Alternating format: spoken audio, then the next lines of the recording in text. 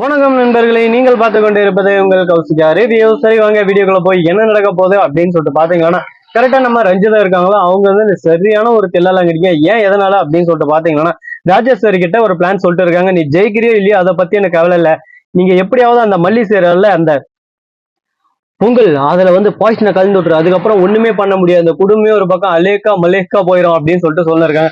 இதை கேட்டது என்ன சொல்றேன், எனக்கு ஒன்றும் புரியல, ஒரே குழப்பமா இருக்கே அப்படின்னு சொல்லிட்டு கேட்க உடனே என்னங்க பண்றது, என்ன பண்றது, நடந்தே நடந்து போச்சு, அடுத்து என்ன நடக்குன்னு நம்ம வேடிக்கை பார்த்துன்னு இருக்க முடியாது, அடுத்தடுத்து நம்ம பாட்டு ரொட்டன் பை ரொட்டன் நம்ம போனதான் நம்ம வாழ்க்கையில் ஜெயிக்க முடியும், அதை விட்டுட்டு இதவே பிடிச்சிட்டு தொங்கின்னு இருந்தா ஒன்னும் பண்ண முடியாதுடா, ஒன்னும் பண்ண முடியாது அப்படின்னு சொல்லிட்டு தான் ஒரு பக்கம் போயின்னு இருக்கு.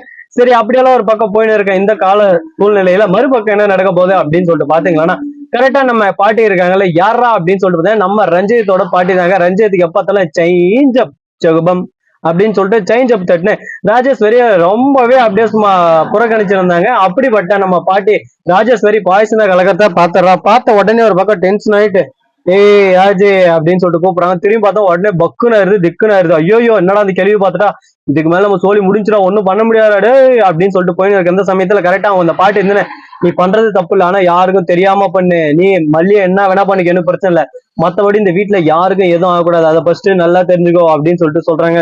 இதை கேட்டோம்னா ஓஹோ, நான் இதுதான் விஷயமா, இப்படிதான் நடக்குதா அப்படின்னு சொல்லிட்டு அப்பதான் உங்களுக்கு தெரிய வருது.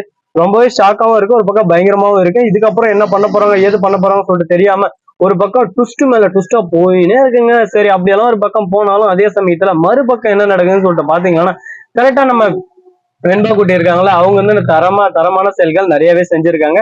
அது எல்லாத்தையும் இந்த இடத்துல நம்ம மென்ஷன் பண்ண முடியாது, எது எது பண்ணாங்க எது பண்ணல அப்படின்னு சொல்லிட்டு நம்ம சொல்லியிருந்தா அது வேலைக்கு ஆகாது.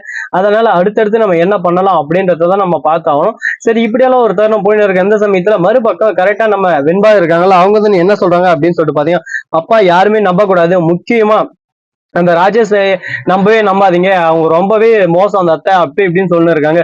என்னடா இது நம்ம புள்ளி அந்த மாதிரி சொல்றாலே, இதுல எதனா உள்குத்து இருக்குமோ அப்படின்னு சொல்லிட்டு யோசிச்சுன்னு இருக்காப்புல.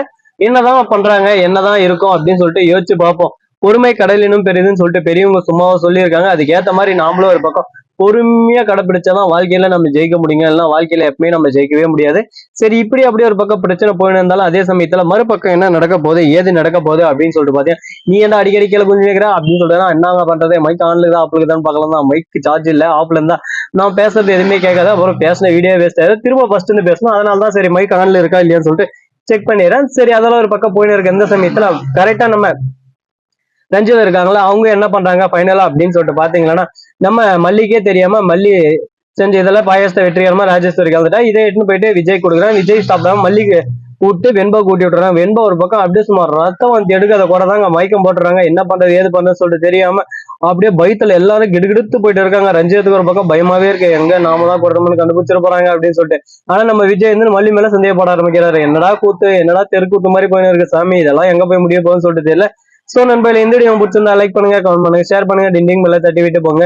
அப்பதான் நாம் போற அடுத்த வீடியோ உடனுக்குடன் வரும். மிக்க நன்றி, தேங்க்ஸ் ஃபார் வாட்சிங், டாடா, see you, நன்றி, வணக்கம், வந்தனம், வருக தருக.